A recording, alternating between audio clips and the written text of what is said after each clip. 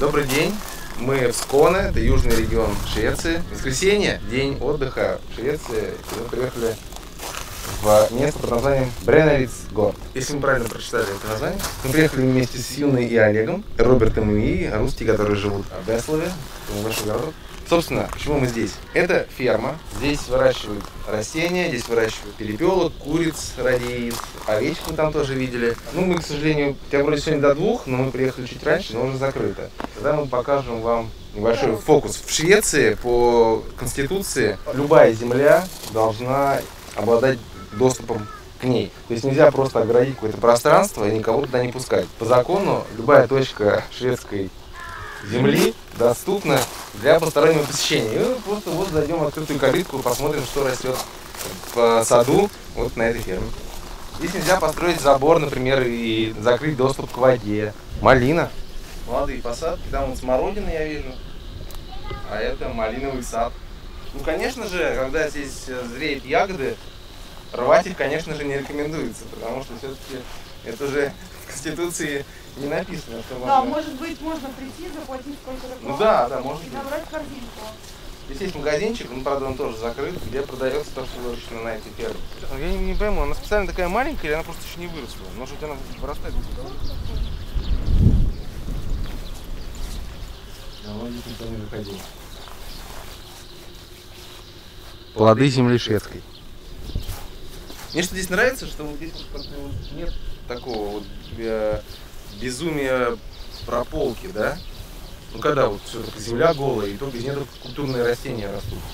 А здесь как-то все там, и травки есть место, да, и культурным есть место, и некультурным растениям. А это что такое?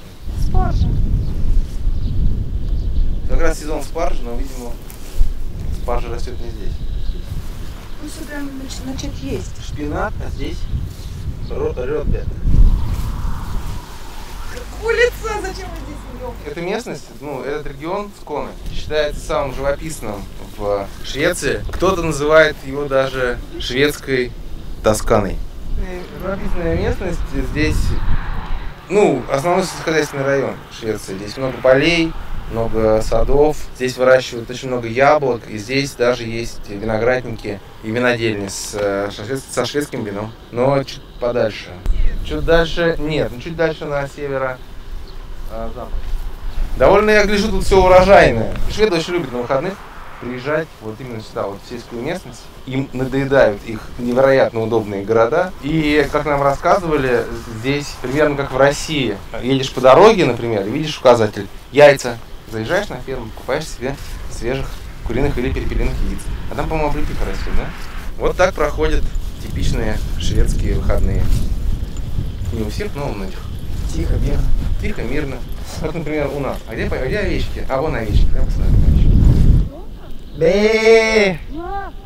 Петух или курица, Ром? Национальная шведская забава, что ли? Да, конечно. У меня петушок получится. Да. Давай, 3-4.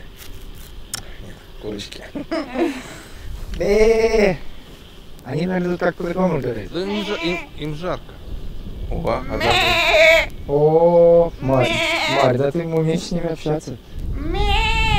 Ты знаешь Я знаю только шведский овечий, А. и то только южный диалект. Я пробовала этот фокус в Гетеборге, ничего не вышло.